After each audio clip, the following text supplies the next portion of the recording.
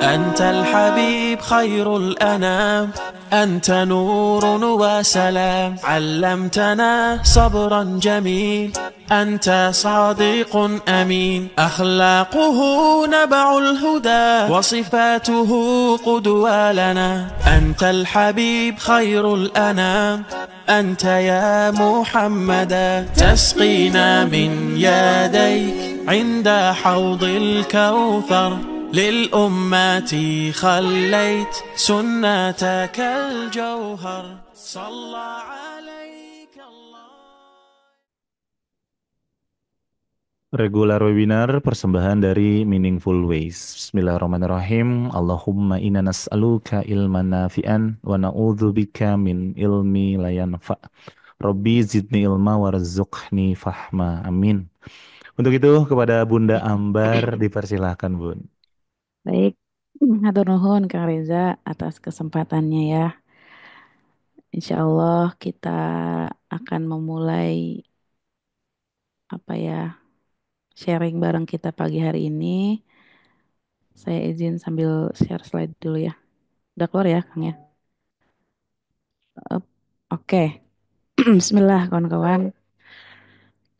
Semoga Allah titipin dan Allah jagain pertemuan kita hari ini. Semoga Allah menjaga juga lisan saya agar menyampaikan apa-apa yang benar, apa-apa yang baik, dan apa-apa yang bermanfaat untuk kita semua.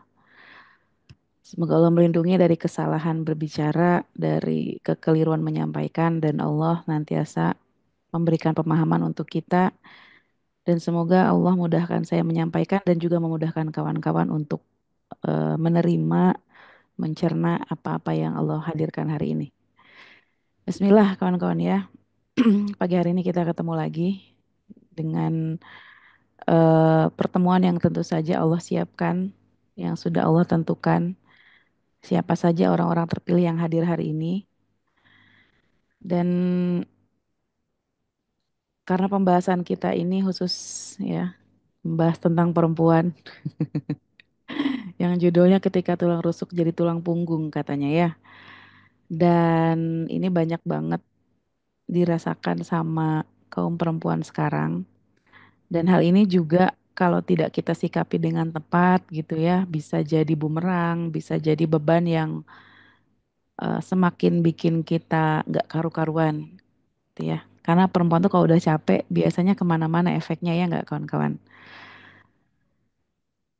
Jadi perempuan tuh kalau udah lelah fisiknya, batinnya itu akan gampang banget chaosnya, emosi nggak stabil dan sebagainya.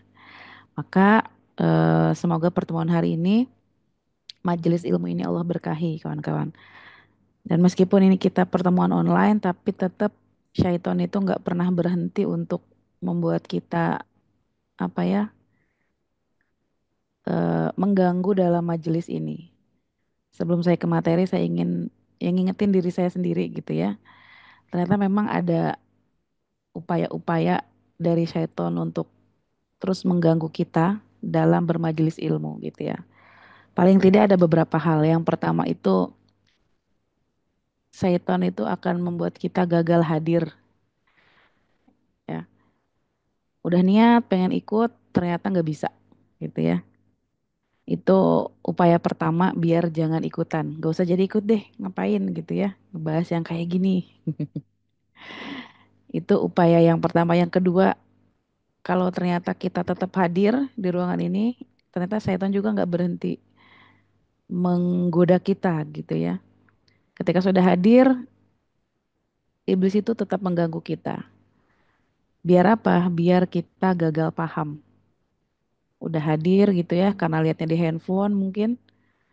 Jadi kadang ke distract sama pesan yang masuk, sama notif-notif yang masuk, akhirnya keganggu gitu ya. Jadi ketika nanti materinya disampaikan, ke distract sama hal-hal lain gitu ya, atau tergoda sama notif-notif lain di handphone, akhirnya ketika apa pemahaman itu disampaikan, itu kita jadi gagal paham.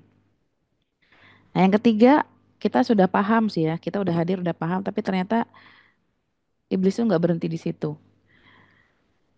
Ketika kita sudah paham, ternyata setan berusaha untuk kita gagal mengamalkan. Nah, ini kawan-kawan ya, udah hadir, udah paham, udah ngerti, tapi ternyata kita gagal mengamalkan, mempraktekkan. Jadi memang upaya-upaya iblis itu terus ya mengganggu manusia, maka bismillah kita berlindung kepada Allah ya. Semoga Allah menjaga kita dari hal itu semua. Setelah tiga hal ini kawan-kawan ternyata masih ada satu lagi belum selesai menggoda ya iblis itu. Setelah kita diupayakan gagal hadir nih, ah nggak jadi ikut Zoom deh gitu ya. Diupayakan tuh gagal paham. Yang ketiga gagal mengamalkan. Dan yang keempat jangan sampai ini yang paling penting. Jangan sampai gagal menjadi pahala. Nah ini kawan-kawan ya. Nanti khawatirnya ketika kita ngerasa sudah paham, sudah praktek, muncul perasaan ujub, ria, berbangga diri karena merasa berhasil gitu ya, ngerasa keren, ngerasa diri hebat. Nah, ini juga perlu diwaspadai. Bismillah ya kawan-kawan, semoga Allah jagain kita dari gangguan-gangguan syaitan yang terus mengupayakan kita tergelincir jauh dari niat yang bersih, niat yang murni. Maka mari kita luruskan lagi niat kita di sini hadir karena Allah dan semoga kalau niatnya sudah kuat, Allah akan jagain kita. Allah akan lindungi kita dari segala gangguan-gangguan syaitan yang mengganggu kita dari atas bawah kiri kanan gitu ya. Bismillah. Nah, kawan-kawan ini tajuk yang akan coba kita kupas pagi hari ini ya. Tulang rusuk jadi tulang punggung. Wah, gimana ceritanya nih? Tulang yang kecil yang seharusnya jadi tugasnya penopang, pelindung, penjaga, tiba-tiba menjadi tulang punggung. Tulang yang apa ya, membuat tegak berdiri gitu ya.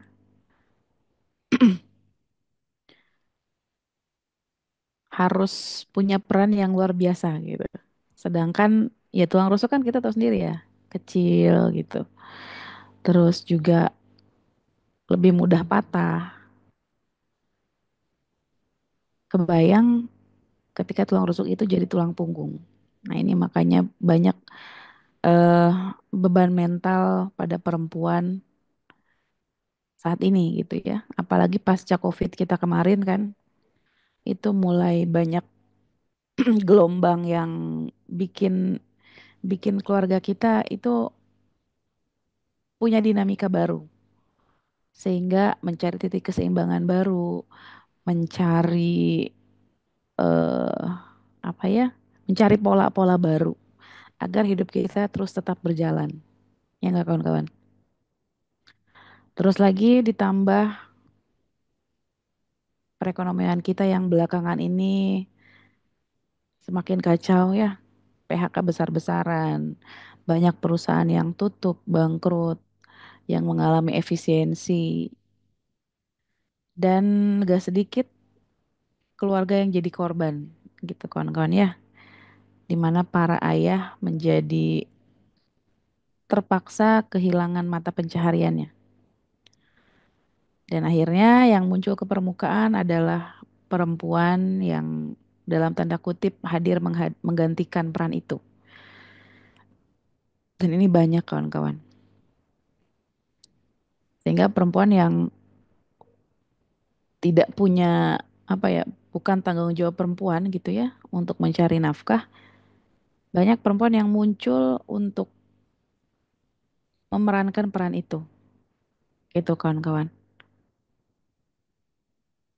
Kebayang jadi ibu rumah tangga itu kan udah capek banget ya. Jadi istri, jadi ibu aja tuh udah melelahkan banget nggak kawan-kawan? Ngurus rumah itu perkara domestik itu kan bikin melelahkan ya nggak sih? Karena urusan domestik itu kan nggak selesai-selesai ya. Dari pagi sampai malam sampai pagi lagi kerjaan rumah tuh ada aja. Apalagi kalau perempuan itu dititipin beban ganda gitu ya, yang juga harus aktif di luar, yang juga harus punya tanggung jawab di kantornya gitu ya. Ditambah target-target dari perusahaan, apalagi yang kalau kerjaannya marketing itu kan beban-beban semua tuh, dikejar-kejar target. Kebayang perempuan harus menanggung semua itu dan ini banyak terjadi di sekitar kita. Ya nggak kawan-kawan? Atau mungkin jangan-jangan ini kita yang hadir di sini salah satu ya pelaku mungkin ya yang harusnya jadi tulang rusuk tapi jadi tulang punggung. Nah, pertanyaan berikutnya atau hal yang perlu kita coba bahas tentang perempuan yang mencari nafkah nih. Coba gimana kawan-kawan? Banyak nggak fenomena perempuan yang mencari nafkah? Dan apakah boleh perempuan mencari nafkah? Coba kawan-kawan. Banget Bun, apalagi ibu dari anak 5 kayak saya, Masya Allah. Bu Pranina Denpasar. Oke. Masya Allah, saya sudah sebulan lebih di rumah saat ini karena ada efisiensi karyawan di kantor. Bismillah titip dan temani ya Allah, ya Rob. Kami tulang rusuk. Banyak banget Bun, boleh banget, banyak banget. Oke. Ya, kawan-kawan banyak ya. Kita mendengar berita perusahaan tutup dan merumahkan sekian ribu karyawannya. Sedangkan kan dapur harus terus berjalan ya, harus tetap ngebul gitu. Sedangkan pekerjaan sudah dihentikan. Akhirnya banyak perempuan-perempuan yang terpaksa muncul. Mereka yang memenuhi kebutuhan keluarga. Nah, kawan-kawan, perempuan itu kalau ada di kondisi sebagai pencari nafkah itu akan apa ya, menjadi sebuah beban. Karena memang bukan tugas perempuan mencari nafkah itu. Jadi perempuan itu tidak dibebankan untuk mencari nafkah, kawan-kawan. Dan jangan diniatkan perempuan itu buat mencari nafkah. Karena kenapa? Akan jadi beban, capek. Perempuan mencari nafkah boleh nggak? Nggak boleh. Nah, gimana nih pertanyaan nih? Kalau diniatin mencari nafkah itu akan jadi beban tersendiri. Karena kenapa? Nah, ini kawan-kawan ya. Ini saya bahasnya pelan-pelan ya. Biar kita mencerna dengan baik, ngunyahnya pelan-pelan.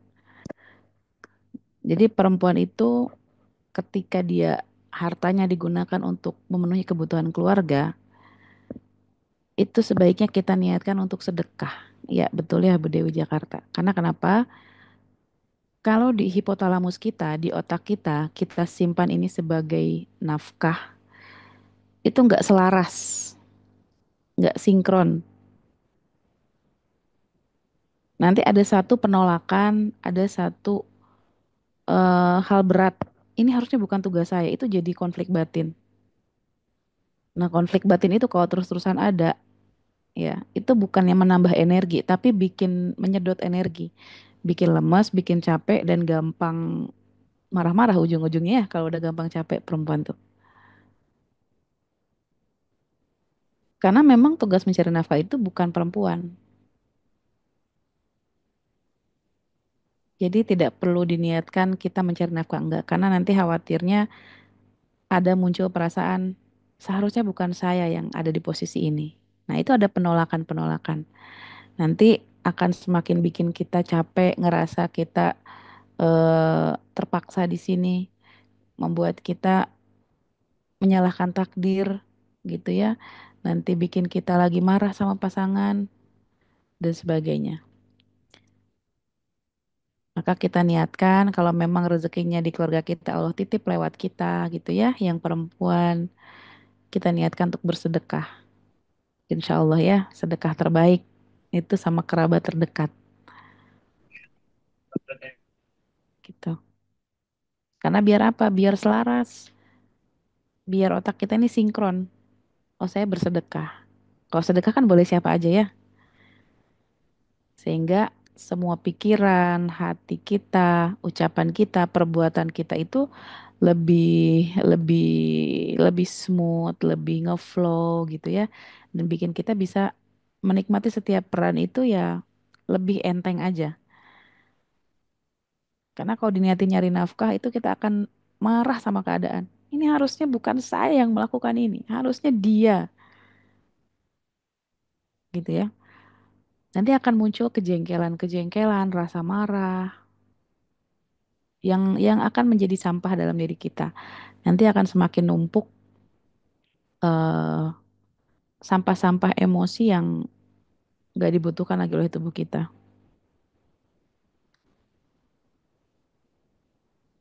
Dan perempuan kalau udah semakin numpuk sampah emosinya, itu akan banyak efeknya kawan-kawan. Di rumah gampang marah-marah, gampang baper, gampang ngomel-ngomel. Anak salah sedikit ngomelnya kenceng, teriaknya kenceng. Biasanya kalimat yang keluar dari mulut itu pedes, tajam bicaranya. Itu kalau sudah kelelahan tuh kayak gitu, ya. Sampai emosi bisa jadi penyakit nggak, Bun? Bisa banget, bisa banget, ya. Kenapa banyak orang yang makannya udah benar, udah teratur, tapi masih kenal sakit mah, punya GERD gitu ya. Padahal makanan udah dijaga banget. Itu kan dari juga masalah psikis, kawan-kawan. Ketika kita stres, tubuh mengeluarkan hormon stres, hormon kortisol. Nah, hormon kortisol ini kalau keluarnya tidak apa ya, nggak karuan gitu, nanti dia akan numpuk. Apalagi kalau nggak sempet dikeluarin. Jadi hormon stresnya terproduksi terus nanti dia akan nyangkut gitu ya. Karena beban itu terlalu banyak, hormon itu terlalu banyak, akhirnya tidak bisa teralirkan dengan baik oleh tubuh. Akhirnya numpuk-numpuk-numpuk tuh. Nyangkut lah di satu titik tertentu di tubuh kita.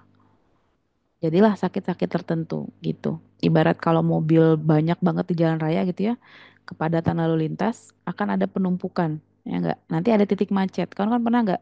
Kalau misalkan lagi mudik gitu, macet banget, tuh ya, udah berapa jam? Ketika ngelewatin titik macet, udah selesai, lancar gitu mobilnya. Kita kan nggak nge. Terus tadi macetnya gara-gara apa ya? Kadang nggak jelas karena apa. Itu karena penumpukan aja. Akhirnya jadi ada penumpukan di satu titik. Nah, itulah yang bikin kita tiba-tiba muncul ya sakit kepala gitu ya, sakit di perut, bisa jadi mah segala macam, atau mungkin nempelnya di bahu, di pundak, terus kita jadi nyalahin bebek gitu ya, gara-gara makan kolesterol nih berat bahunya, misalnya gitu ya. Ya benar Bun, benar tidak Bun kalau kita pendam rasa amarah efek jadi penyakit cancer, ya termasuk bibit marah yang dipendam gitu ya, itu juga bisa banyak hal ya, bisa penyebab penyakit-penyakit yang juga mungkin berbahaya gitu kawan-kawan. Marah yang dipendam. Oke, perempuan gampang stres ya. Yes.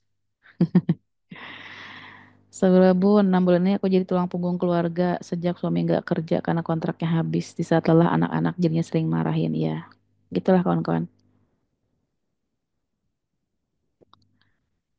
Sehingga sampah-sampah emosi ini kalau dibiarkan di dalam tubuh akan jadi hal-hal lain pokoknya mah gitu ya. Karena sesuatu yang nggak dibutuhkan oleh tubuh itu akan menjadi benda asing yang dipersepsi oleh tubuh sebagai sesuatu yang membahayakan. Ya nggak kawan-kawan? Maka perlu dilepaskan tuh sampah-sampah emosinya. Cara ngelepasinnya gimana? Insya Allah ya kita akan besok ada kelasnya bareng Dokter Fitri ya. Eh, kita akan ikhtiarkan untuk melepaskan sampah-sampah emosi yang tidak dibutuhkan oleh tubuh. Jadi kawan-kawan yang belum terdaftar, daftar dulu aja ya. Tinggal daftar aja kok. Oke kawan-kawan ya. Jadi kita niatin lagi bahwa perempuan itu bukan untuk mencari nafkah ya. Jangan pernah diniatin untuk mencari nafkah. Meskipun memang misalnya Allah titipin rezekinya lewat kita, kita niatin aja buat sedekah. Biar apa? Biar selaras nih di tubuh kita, sinkron. Ya kawan-kawan ya, kita niatin sedekah terbaik kita untuk kerabat kita gitu. Kerabat terdekat itu ya keluarga terdekat. Kalau ada rezeki lebih lagi, kita bisa sedekah ke lingkungan luar diri kita. Dan semoga Allah kuatin kawan-kawan semua, para perempuan yang mungkin sekarang kondisinya eh, pasangannya mungkin disfungsi gitu ya, sebagai kepala keluarga yang memang belum bisa mencukupi nafkahnya. Semoga Allah berkahi, Allah ridhoi, Allah kuatin kawan-kawan semua ya, peluk jauh buat kawan-kawan yang berjuang untuk keluarga. Oke, Bismillah. Nah, saya mau tanya nih, apa yang paling sering kawan-kawan rasakan sebagai beban mental? Ya, bagaimana dengan single parent? Ya, sama, tetap sedekah. Ya, kalau misalkan single parentnya karena berpisah, itu kan sebetulnya kalau anak-anak masih dalam tanggungan itu masih jadi kewajiban ayahnya sebetulnya ya, sampai kapanpun. Mungkin status dengan istri mah sudah tuntas, tidak ada kewajiban menafkahi istri, tapi kalau anak itu sebetulnya masih masih tanggung jawab ayahnya. Tapi banyak perempuan zaman sekarang itu ketika berpisah sama suaminya, semua tanggung jawab anak itu seolah-olah ya udah ikut lepas juga gitu. Sehingga perempuan yang terpaksa harus mencukupi kebutuhan keluarga gitu kawan-kawan ya. Nah, beban apa yang ngerasa kawan-kawan paling berat nih? Yang pertama, tuntutan keluarga dan pengasuhan. Yang kedua, tekanan finansial. Yang ketiga, ekspektasi sosial harus sempurna. Yang mana kawan-kawan beban? Ya. Bu Yeni rasanya ada sesekali kepikiran ingin merasa dinafkahi bun. Masya Allah. Ya, apa itu independent woman? Ya nggak? Seindependen-independennya woman pengen juga dipuk-pukin gitu ya. Di treat like a queen gitu. Ya nggak kawan-kawan nih? Coba mama mana suaranya? Yang independent woman, yang katanya strong dan sebagainya. Di lubuk hatinya pengen gak sih diperlakukan seperti princess gitu? Ya Allah, ya Rob. Bener Bun, pengen banget. Oke, mau banget. Iya. Sekuat-kuatnya perempuan, se-strong-strongnya perempuan, seindependen-independennya, sejago-jagonya, sekuat-kuatnya perempuan. Tetap di lubuk hati terdalamnya mah pengen diperlakukan sebagaimana perempuan ya. Pengen disayang, diperlakukan dengan lembut, pengen ditanya pengen apa gitu ya. Gimana perasaannya? Sanes princess bun tapi queen. Oh iyalah queen. Oke. Namun apa daya gitu ya, keadaan yang memaksa kita buat terpaksa harus kuat di segala keadaan.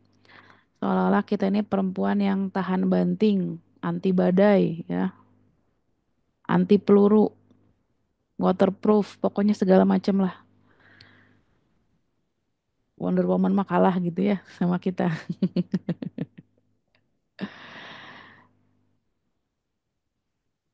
Atau mungkin ada juga perempuan yang udah dari kecilnya memang ternyata Allah dititipin di keluarga yang eh, apa tidak juga menerima inner child yang indah-indah, yang baik-baik gitu ya. Sekarang ternyata kadarulahnya dititipin lagi suami yang sama seperti itu. Kayaknya dari kecil belum pernah ngerasain gimana diperlakukan istimewa. Ada nggak nih kawan-kawan yang kayak gitu rasanya? Dari kecil kayaknya inner child-nya kurang indah. Berharap dengan menikah itu bisa melarikan diri dari keadaan yang gak nyaman. Atau ada dulu niatnya cepat-cepat nikah karena pengen pindah dari rumah. Karena berharap ada seorang pangeran yang datang pakai berkuda putih gitu ya, pakai pedang Zoro, datang meminang kita dengan segala keindahan. Tapi ternyata cuma beda casing doang, rasanya sama aja gitu. Duh, aku banget itu Bunda, Masya Allah ya. Sama 22 tahun menikah menahan keinginan. Oke. Ya dari kecil broken Bun.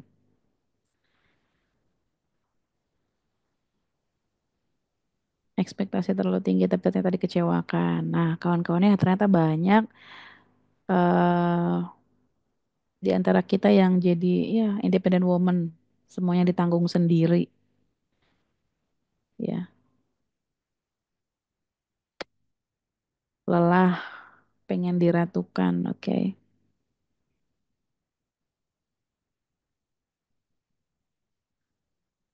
Ya, kawan-kawan.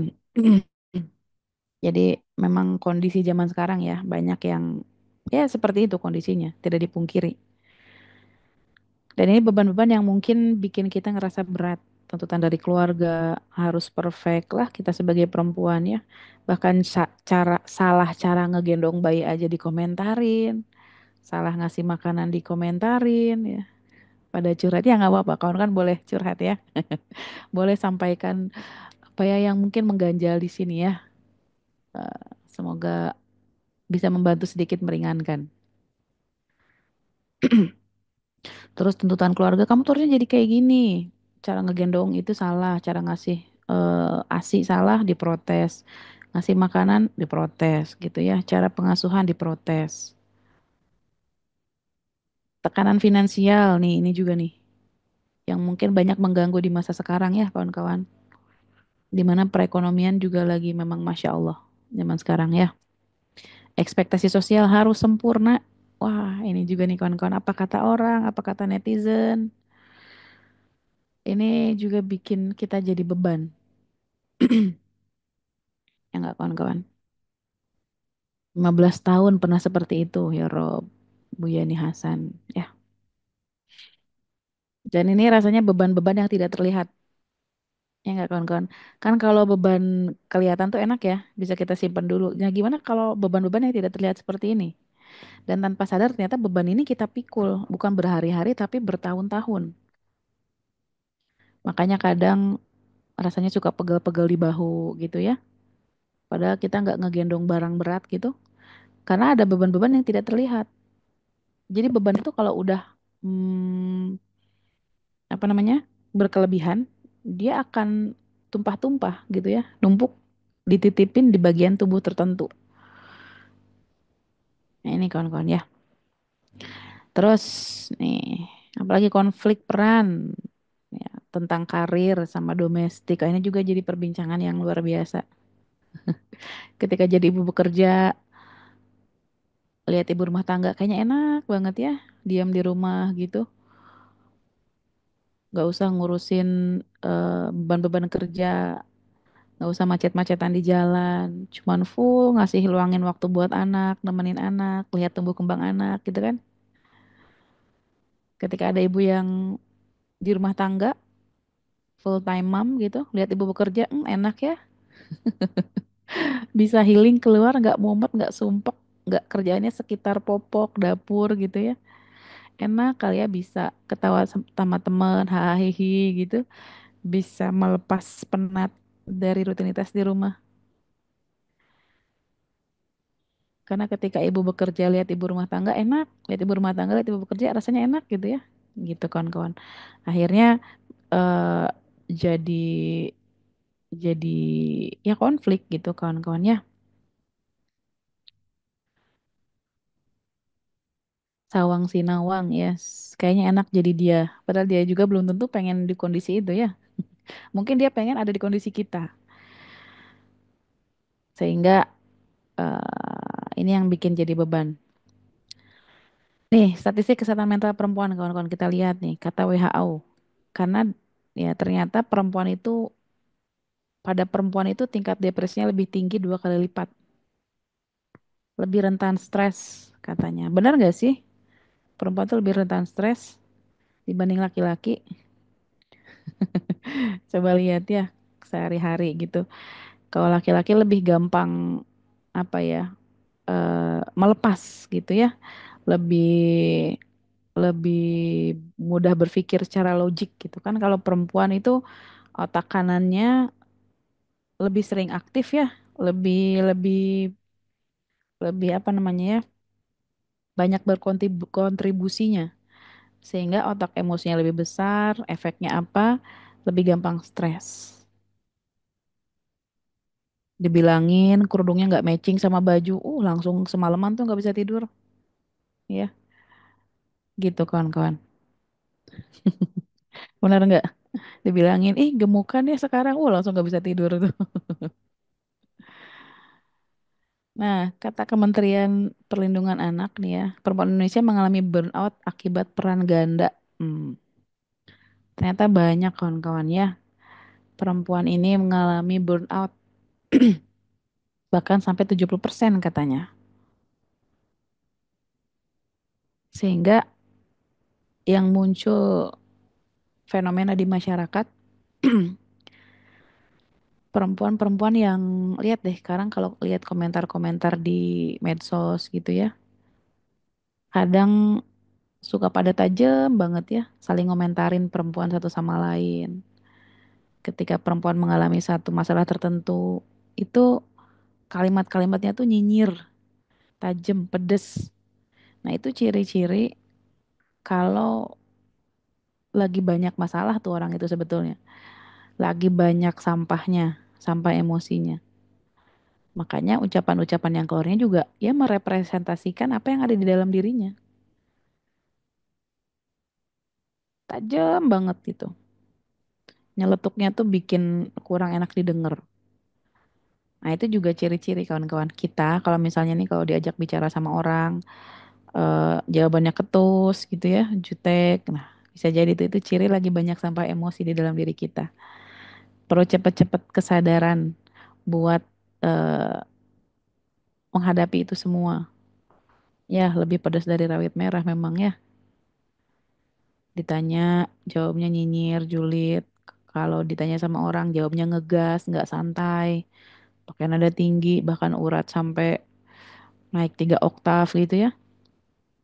Nah, itu ciri-ciri kawan-kawan ya.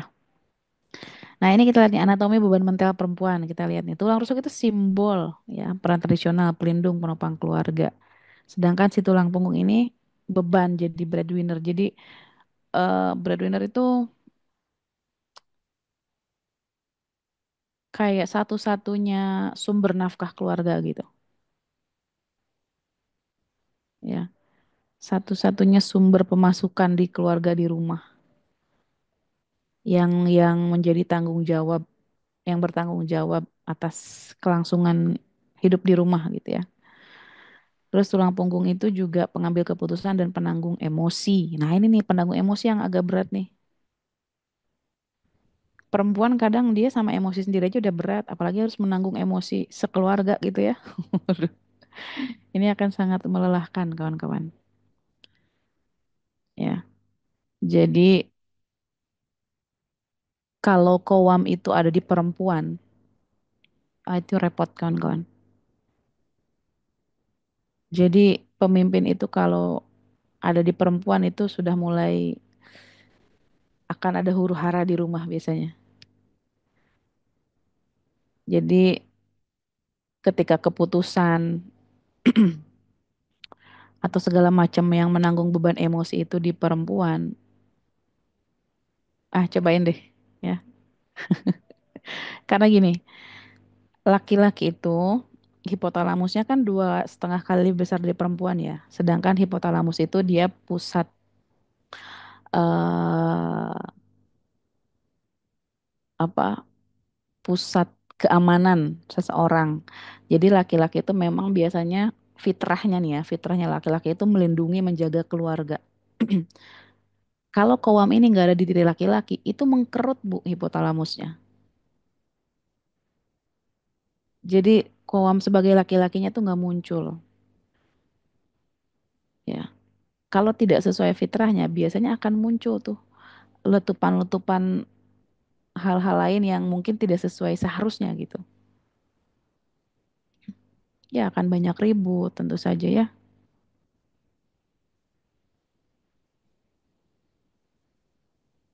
Nah ini kalau perempuannya juga nggak paham,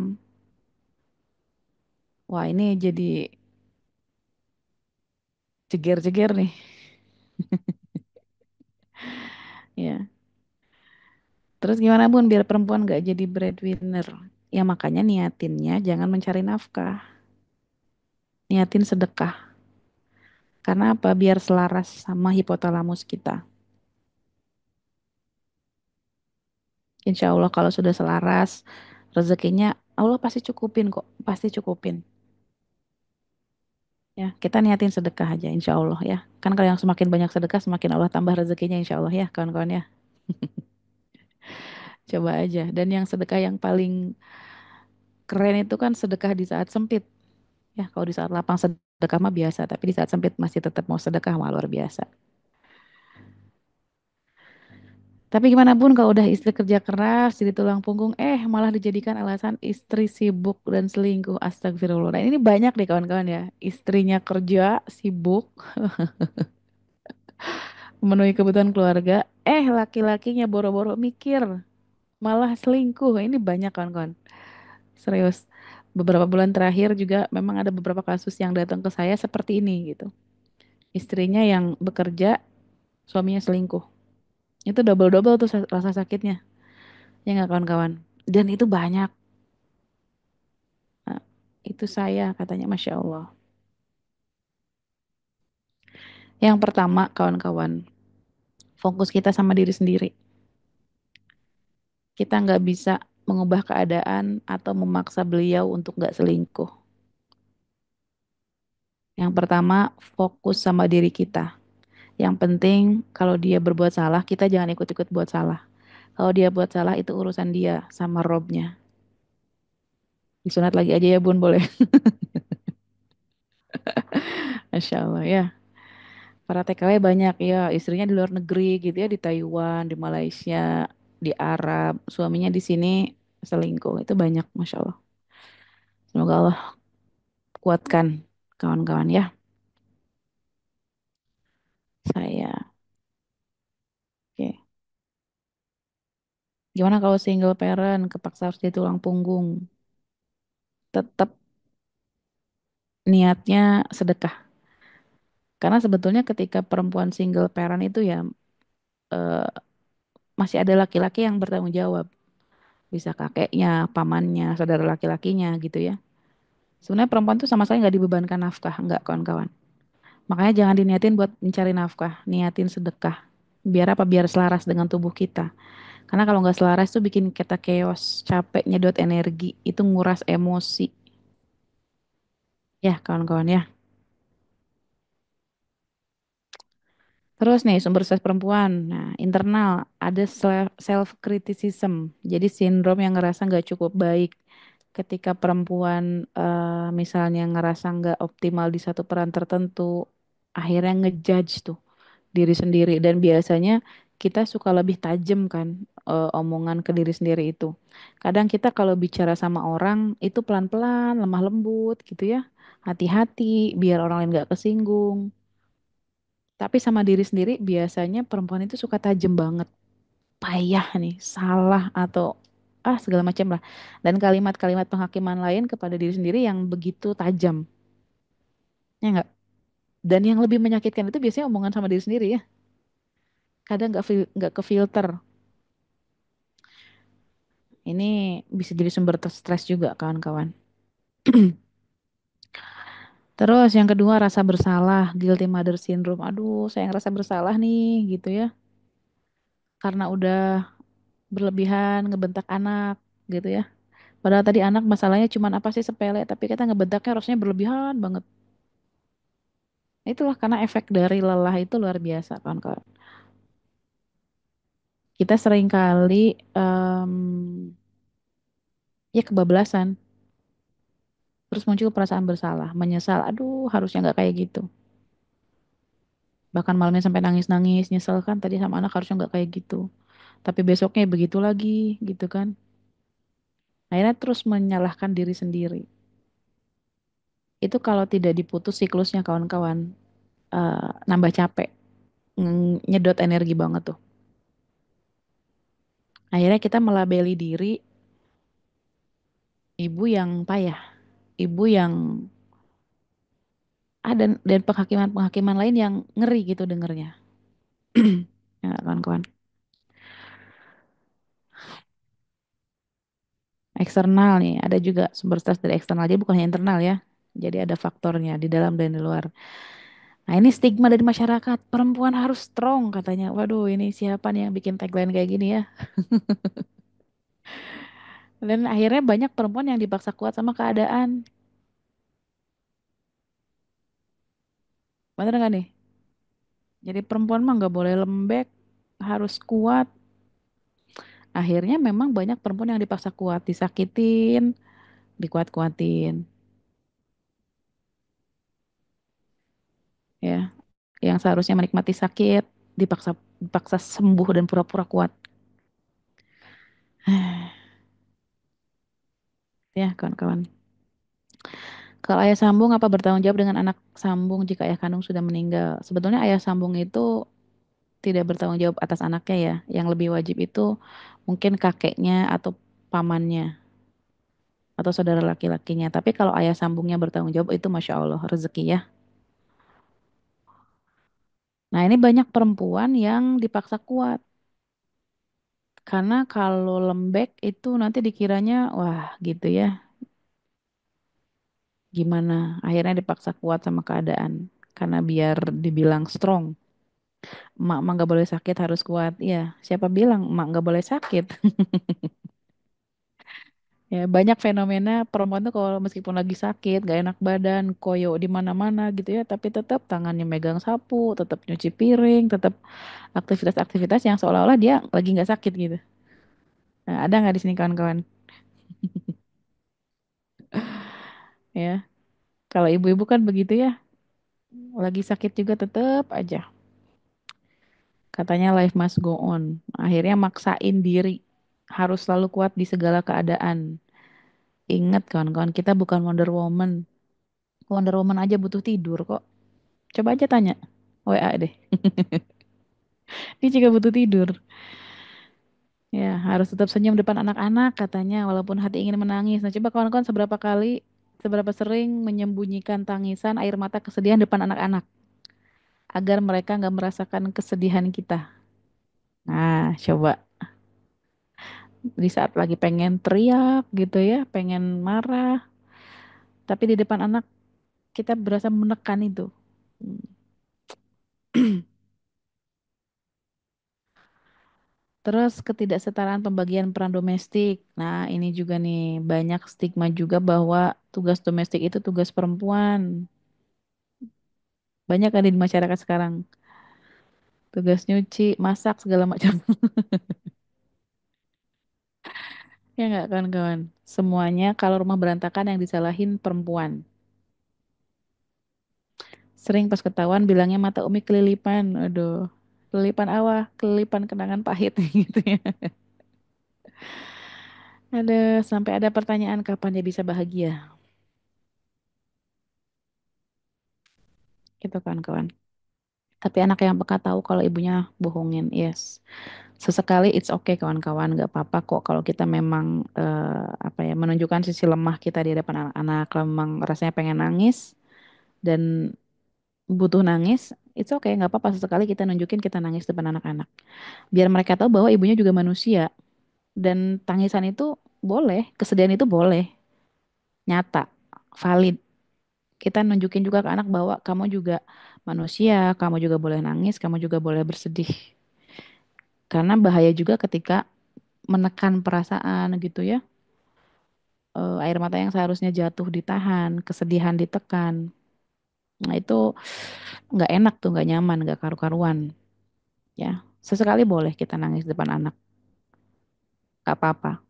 Ya asal jangan setiap kali nangis aja depan anak gitu ya. Nanti khawatirnya anak malah trauma gitu ya. Dikit-dikit nangis, dikit-dikit nangis. Sesekali nggak apa-apa. Asal jangan keseringan aja. Anak laki-laki yang selalu peka pada ibunya, yes. Dan anak laki-laki yang akan mengusap air mata ibunya, ya. Karena laki-laki itu nggak tahan kalau lihat ibunya menangis, gitu ya. Mendidih itu rasanya. Nah, kalian kan pernah nggak ngalamin ini?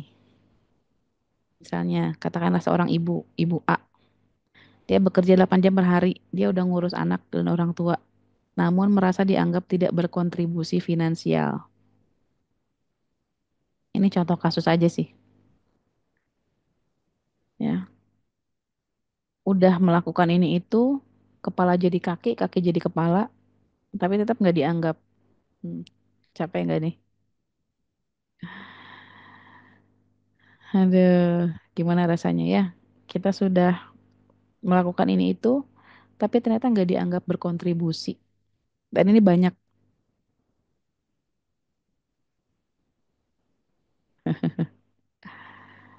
Kalau saya siapa yang usap air mata sebab anak-anak semuanya solihah, Masya Allah. Nggak apa-apa, masih bisa mengusap air mata sendiri ya.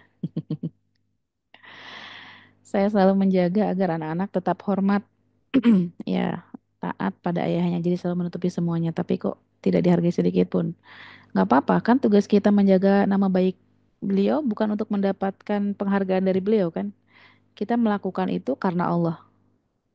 Jadi meskipun dia tidak menghargai ya udah nggak apa-apa. Toh kita yang kita cari bukan penghargaan dari dia, tapi penilaian dari Allah. Nah, makanya pentingnya niat gitu ya.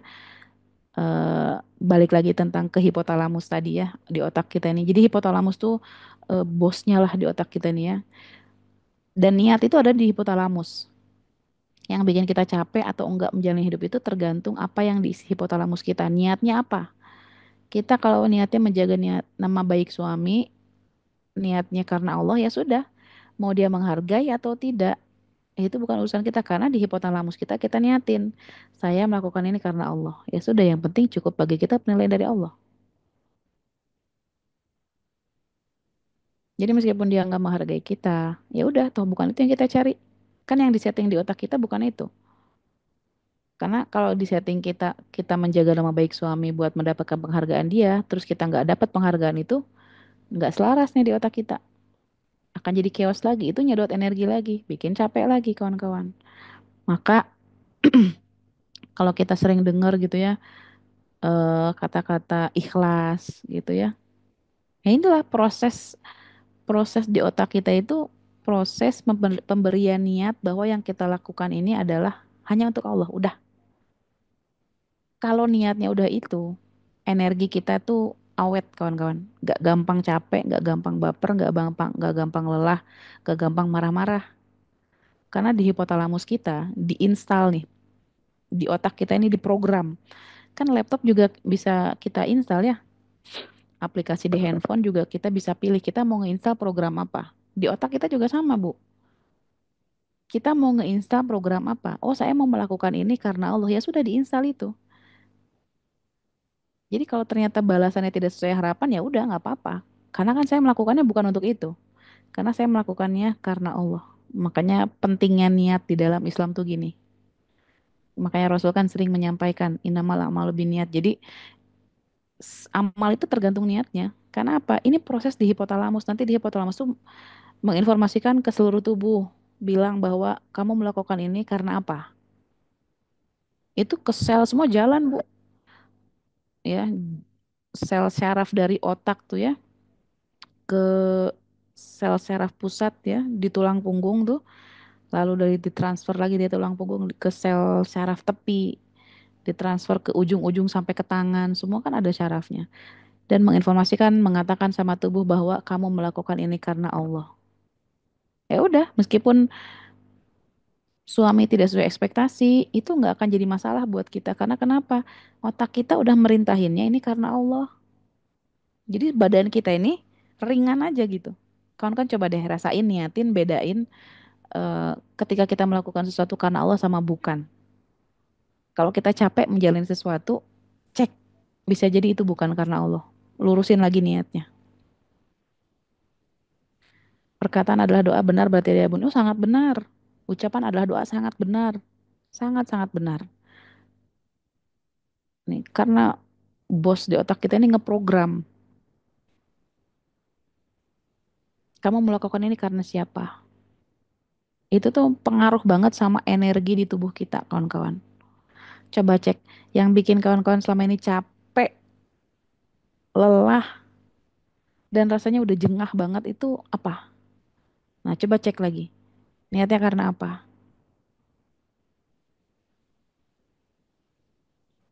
Kalau belum karena Allah, itu pasti capek. Cirinya itu aja. Kalau capek jalin sesuatu, cek. Udah karena Allah belum nih? Karena kalau niatnya udah karena Allah, hipotalamus kita tuh selaras, Bu, sama badan, tangan, kaki, semua.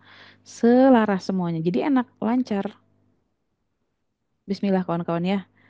Jadi kita lurusin lagi niat-niat kita, ya. Pokoknya segala sesuatu yang bukan karena Allah pasti capek. Saya mempertahankan rumah tangga ini karena anak-anak, Bun. Sebenarnya pernikahannya udah toksik, udah toksik. Saya udah nggak kuat ada di rumah tangga ini. Saya bertahan hanya demi anak. Itu juga akan capek. Coba. Karena kenapa? Bertahannya karena anak. Even itu karena anak akan capek. Apalagi ditambah ternyata anaknya mengecewakan kita. Dan ini banyak kawan-kawan. Perempuan yang bertahan di pernikahan yang toksik alasannya hanya karena anak. Pokoknya kalau segala sesuatu bukan karena Allah itu bikin kita capek, chaos, lelah kawan-kawan. Ini saya mengajak kita lurusin lagi nih niat kita karena Allah apapun itu. Kalau sudah karena Allah, otak kita setting langsung ya perintah ke seluruh tubuh karena ini karena Allah, semuanya tunduk patuh, semuanya bekerja selaras dengan alam semesta, dengan lingkungan sekitar. Jadi gelombang-gelombang ini sinkron sama kita. Jadi vibes-nya tuh enak. Ibarat sinyal di handphone itu nggak putus-putus. Kalau sinyalnya lemah, itu putus-putus suaranya. Di Zoom aja kan kalau sinyalnya lemah, kita putus-putus. Tapi kalau sinyalnya kuat, itu koneksinya kuat, stabil, semuanya jelas. Ya, ya Allah doakan saya. Oke, silahkan ya.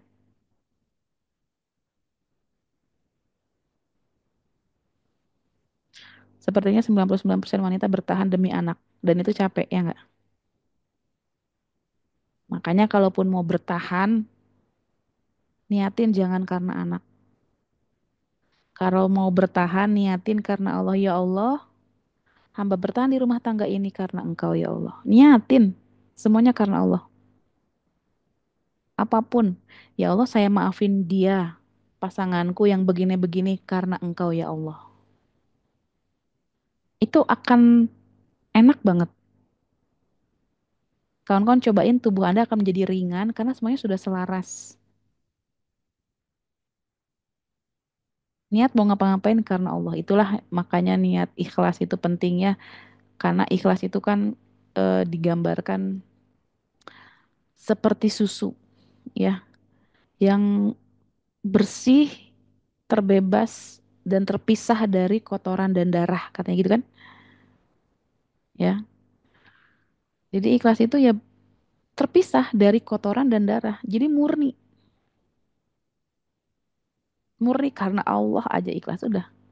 Jadi kalau sudah niatnya ikhlas karena Allah, baik itu pasangan sudah berubah atau belum, kita akan tetap berbuat baik.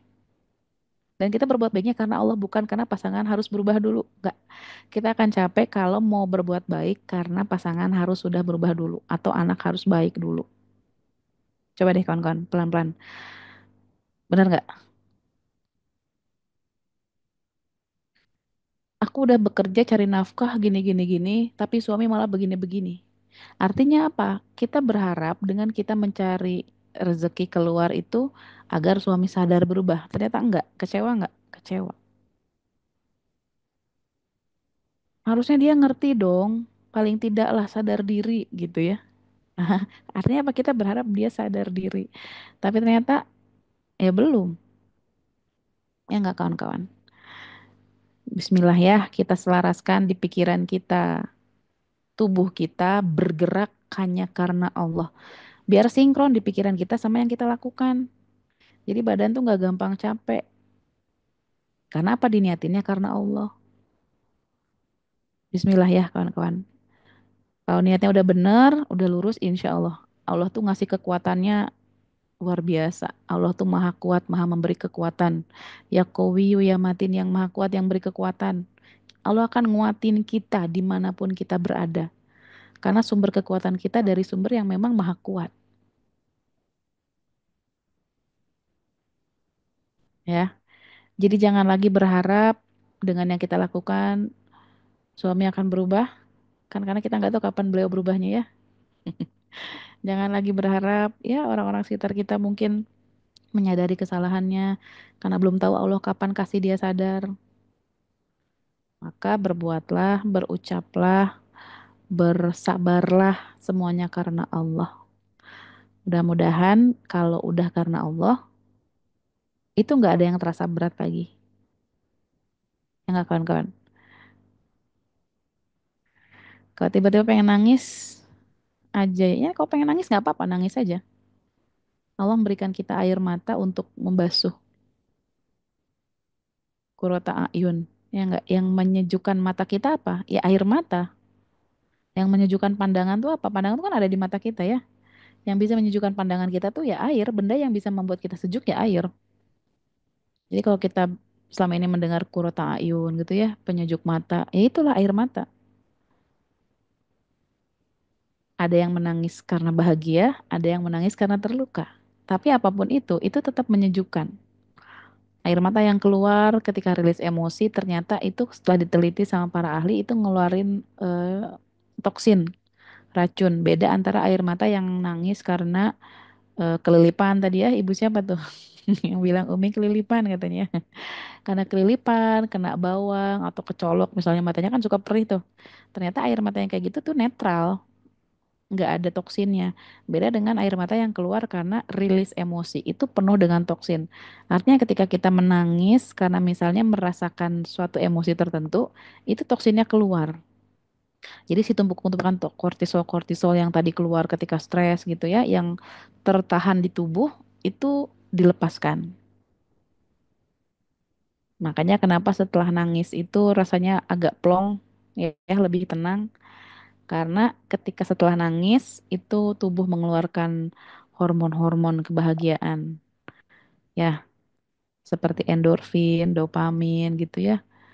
Hormon-hormon yang oksitosin gitu. Yang bikin kita jadi lebih tenang lagi. Masalahnya emang beres Bun ya, masalahnya memang masih ada. Tapi kita bisa melihatnya dengan lebih jernih. Dengan hati yang lebih lapang, lebih tenang. Ya, benar Bunda saat curhat sama Allah lewat doa tak terasa menangis. Dan rasanya lebih plong tenang. Iya. Jadi nggak usah takut ketika kita nggak punya teman curhat. Bun, aku curhat ke siapa dong? Nggak punya teman, ya. Nggak harus punya teman kok buat bisa curhat, ya. Iya, jadi nggak usah khawatir kalau memang ngerasa nggak punya circle yang bisa dengerin, nggak bisa ngertiin kita. It's okay. Jadi menangislah, it's okay. Menangis itu bukan tanda lemah. Menangis itu memberikan kekuatan baru. Kekuatannya dari mana? Dari Allah langsung. Kan ya, Insya Allah mudah-mudahan besok kita ketemu lagi ya. Kita akan coba bukan hanya jadi obat untuk diri sendiri, tapi juga obat bagi sekitar kita. Karena hanya orang sakit yang menyakiti orang lain. Kalau kita sakit di dalam dirinya nih, masih banyak luka, kita akan jadi orang yang juga nyakitin orang lain. Dan orang terdekat yang paling sering kena semprot kita siapa? Ya anak-anak kita ya. Kalau kita sakit, kita akan gampang nyakitin anak-anak kita. Semoga dengan ikhtiar kita untuk pulih, kita juga bisa memulihkan anak-anak kita. Ya, kalau kita udah sehat, kita juga bisa bikin anak-anak kita sehat.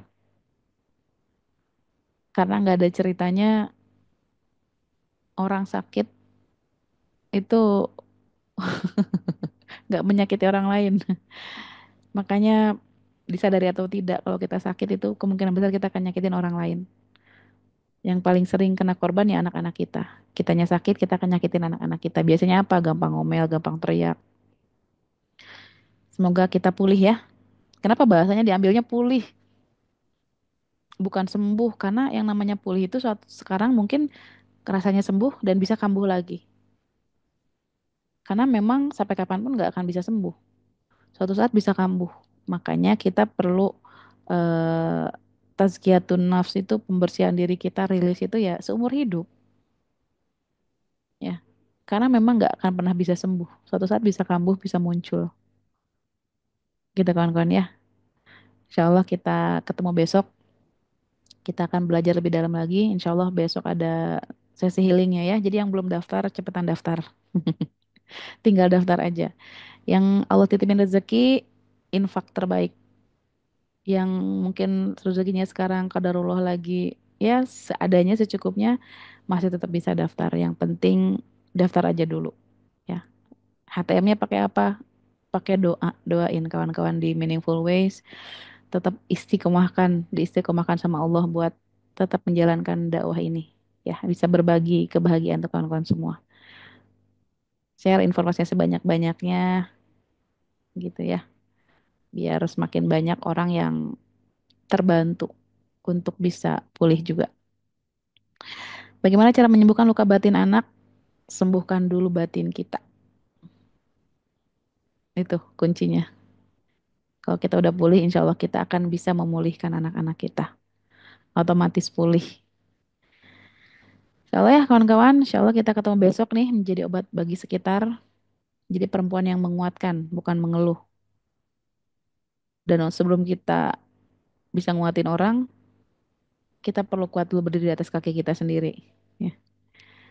Kita belajar bareng, semoga Allah izinkan, Allah titipin usia untuk kita bisa belajar penuh keberkahan. Insya Allah kelasnya besok, besok banget. Jadi kita healing bareng insya Allah besok kawan-kawan ya. Semoga rasa sesak, rasa sempit, rasa sakit yang mungkin sampai detik ini masih kita rasa, Allah izinkan untuk pulih.